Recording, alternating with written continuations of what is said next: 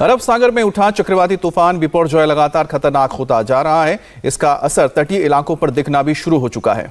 तटीय इलाकों पर क्योंकि असर दिख रहा है तो ऐसे में आप समझ सकते हैं ऊंची ऊंची लहरें उठ रही होंगी। वहीं गुजरात के कोस्टल इलाकों की बात की जाए तो आज से अगले 5 दिनों तक बारिश और आंधी की आशंका है। तूफान के असर से 80 किलोमीटर प्रति घंटे की रफ्तार से हवाएं चल सकती हैं।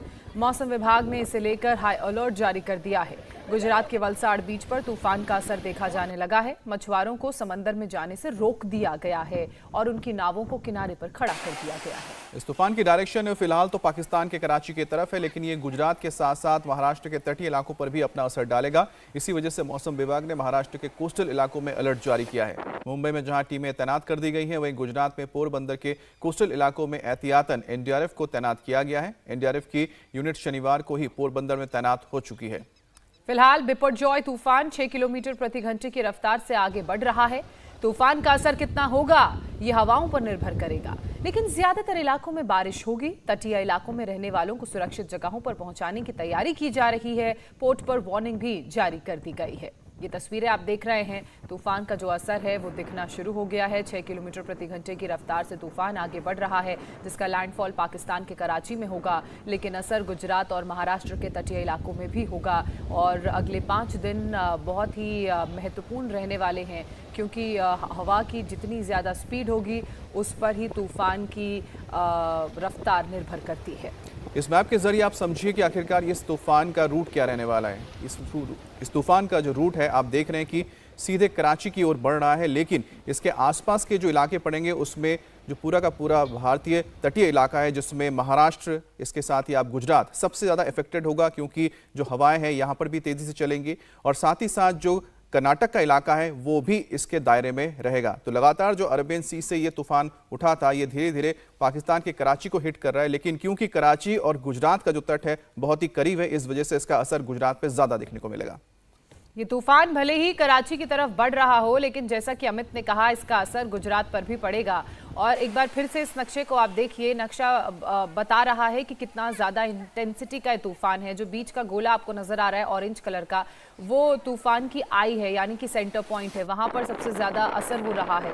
और जैसे जैसे आप बाहरी इलाका देख रहे हैं, हरे पीले रंग का इलाका और उसके बाहर का हरे रंग का इलाका, वहाँ पर सेंटर के मुकाबले असर और कम हो रहा है। लेकिन वही हवा जो है वो डिसाइडिंग फैक्टर है। जितनी ज़्यादा हवा तेज़ चलेगी उतना ज़्यादा तूफान का असर जब वो कराची की तरफ जाएगा तो रास्ते में पड़ने वाले गुजरात पर भी पड़ेगा, क्योंकि पाकिस्तान और गुजरात का ये जो सी बॉर्डर है, यहाँ से होता हुआ अरेबियन सी में तूफान सीधे पाकिस्तान की तरफ जा रहा है और इसलिए आसपास पड़ने वाले तटीय इलाकों को भी ये प्रभावित कर रहा है।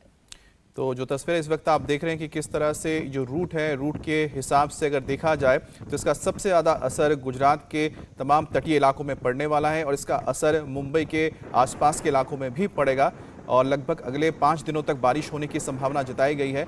और जो अगर हवा की तेज़ी की अगर बात करते हैं तो जो आई ऑफ स्टॉर्म जिसे कहा जाता है, वहाँ पर तो करीब करीब 200 किलोमीटर यानी कि 100 से 200 किलोमीटर के बीच में रेंज रहता है हवाओं की, तेज़ हवाओं की। लेकिन जो उसका बाहरी इलाका है कराची में जब ये तक पहुंचेगा तब तक ये 100 किलोमीटर प्रति घंटे की रफ्तार को पार कर चुका होगा। कम हो जाएगी। लेकिन नहीं, वहां पर जब हिट करेगा, हिट करने से पहले वहां पर जो हवाएं रहेंगी वो 100 किलोमीटर से ज्यादा रहेंगी, लेकिन जब लैंडफॉल होगा उसके बाद फिर धीरे धीरे हवा की गति कम होती है। लेकिन गुजरात पर जो उसका असर रहेगा हमेशा ही इसमें करीब करीब 80 किलोमीटर से ज्यादा की रहेगी।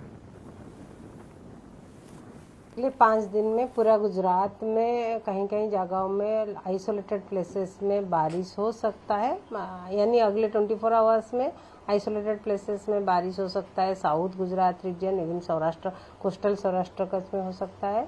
और कल से साउथ गुजरात रीजन में कुछ कुछ डिस्ट्रिक्ट्स में रेन हो सकता है, स्कैटर्ड प्लेसेस में। Even coastal Saurashtra Kutch district में भी हो सकता है। Light to moderate rain and thunderstorm activity हो सकता है।